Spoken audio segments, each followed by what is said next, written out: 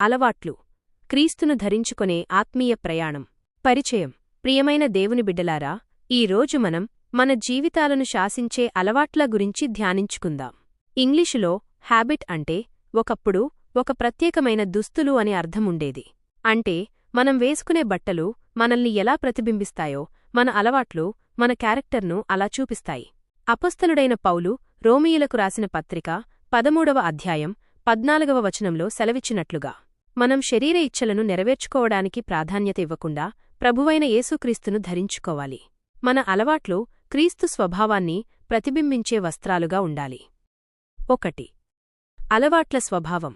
రెండు వైపుల పదునున్న ఖడ్గం. మంచి అలవాటైనా చెడ్డ అలవాటైనా కొన్ని సామాన్య లక్షణాలను కలిగి ఉంటాయి. అవి ఆలోచించకుండానే జరిగిపోతాయి.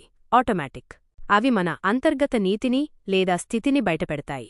కాలక్రమేణా అవి చాలా బలంగా మార్చుకోవడానికి కష్టతరమవుతాయి. మత్తయి సువార్త 6వ అధ్యాయం 13వ వచనంలో చెప్పబడినట్లు, ఏ సేవకుడూ ఇద్దరు యజమానులను సేవింపలేడు. మనం దేవునికి లోబడుతున్నామా లేక మనకున్న వ్యసనాలకు అలవాట్లకు బానిసలమయ్యామా అని మనల్ని మనం పరీక్షించుకోవాలి. 2. తప్పుడు అలవాట్లను గుర్తించడం ఎలా? నేటి కాలంలో సోషల్ మీడియా కావచ్చు, అనవసరమైన ఆలోచనలు కావచ్చు, లేదా ఇతర వ్యసనాలు కావచ్చు, అవి మనల్ని బందీలను చేస్తున్నాయో లేదో తెలుసుకోవడానికి ఈ ప్రశ్నలు వేసుకోవాలి. నా సమయం, ఆరోగ్యం, ఆర్థిక స్థితి దీనివల్ల దెబ్బతింటున్నాయా? ఇది చేయలేనప్పుడు నేను ఆశాభంగం, ఫ్రస్ట్రేషన్ చెందుతున్నానా? నా బంధాల కంటే ఆ అలవాటుకే ఎక్కువ ప్రాముఖ్యత ఇస్తున్నానా? కీర్తనల గ్రంథము 139వ అధ్యాయం 23 మరియు 24 వచనాల ప్రకారం మనం దేవుని సన్నిధిలో ఇలా ప్రార్థించాలి: దేవా, నన్ను పరిశోధించు, నా హృదయమును తెలుసుకొనుము, నీకాయాసకరమైన మార్గము నాయందున్నదేమో చూడుము. 3. విజయానికి మార్గం. స్వయం నియంత్రణ, సెల్ఫ్ కంట్రోల్. స్వయం నియంత్రణ అనేది కేవలం మన సొంత శక్తితో వచ్చేది కాదు, అది పరిశుద్ధాత్మ ఫలం. గలతీయులకు రాసిన పత్రిక 5వ అధ్యాయం 22 మరియు 23 వచనాలలో ఆత్మఫలాలలో ఒకటిగా ఇంద్రియ నిగ్రహం చెప్పబడింది. మార్పు కోసం మెట్లు. 1.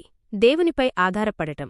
ఫిలిప్పీలకు రాసిన పత్రిక 4వ అధ్యాయం 13వ వచనము ప్రకారం, నన్ను బలపర్చువానియందే నేను సమస్తమును చేయగలను అనే నమ్మకం కలిగి ఉండాలి. 2. పాపాన్ని ఒప్పుకోవడం. మన అలవాటు పాపమని అంగీకరించి పశ్చాత్తాపపడాలి. 3. నూతన లక్ష్యం.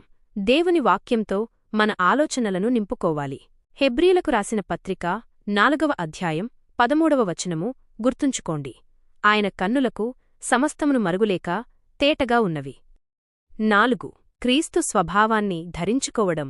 పాత అలవాట్లను వదిలేయడమే కాదు, వాటి స్థానంలో దైవికమైన అలవాట్లను ప్రవేశపెట్టాలి. విశ్వాసపు అలవాటు. రోమీయులకు రాసిన పత్రిక 10వ అధ్యాయం 17వ వచనము ప్రకారం, దేవుని వాక్యం వినడం ద్వారా విశ్వాసాన్ని పెంచుకోవాలి. మంచితనం. మత్తయి సువార్త 12వ అధ్యాయం 34 మరియు 35 వచనాల ప్రకారం హృదయంలో మంచి విషయాలను నింపుకోవాలి. జ్ఞానం మరియు పట్టుదల. యాకోబు పత్రిక 1వ అధ్యాయం 2-4 వచనాల ప్రకారం శోధనల్లో ఓర్పును కలిగి ఉండాలి. ప్రేమ.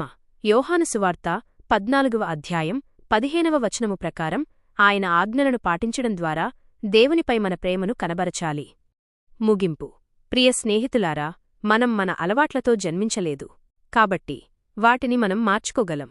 మనం చేసే ప్రతి చిన్న నిర్ణయం ఒక విత్తనం వంటిది.